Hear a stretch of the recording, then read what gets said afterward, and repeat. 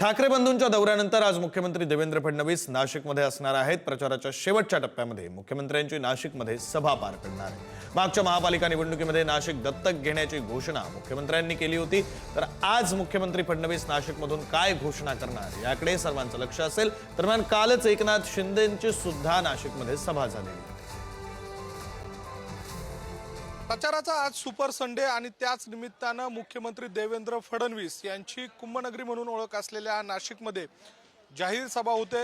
नाशिकच्या गंगा घाट परिसरामध्ये ही सभा होते आणि त्याच्याच अगदी गोदावरी नदीच्या तीरावर ही सभा होणार असल्यानं या सभेमध्ये देवेंद्र फडणवीस नेमकं काय बोलतात हे बघणं महत्त्वाचं असणार आहे।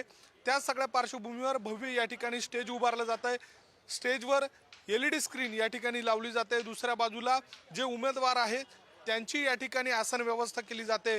एकूणच जर बघितलं तर 2017ला देवेंद्र फडणवीस यांनी नाशिक दत्तक घेतो अशा स्वरूपाचं विधान केलेलं होतं। त्या विधानाच्या पार्श्वभूमीवर आत्ताच्या घडीला केलेली विकास कामं आणि येणाऱ्या काळामध्ये असलेला जो संकल्पनामा आहे तो नेमका कसा असणार आहे याचा सर्वांचा गोषवारा या ठिकाणी देवेंद्र फडणवीस यांच्या या सभेच्या माध्यमातून समोर येणार आहे। दुसऱ्या बाजूला नाशिकमध्ये नेमकं काय झालं यावरनं विरोधकांनी जोरदार टीका देवेंद्र फडणवीस यांच्यावर केलेली होती। दुसऱ्या बाजूला कालच्या दिवशी उपमुख्यमंत्री एकनाथ शिंदे यांनी या सगळ्या सभेच्या निमित्तानं नाशिकला आईसारखी सेवा करू अशा स्वरूपाचा दावा करत नाशिककरांना सत्तेसाठीची साथ घातलेली आहे।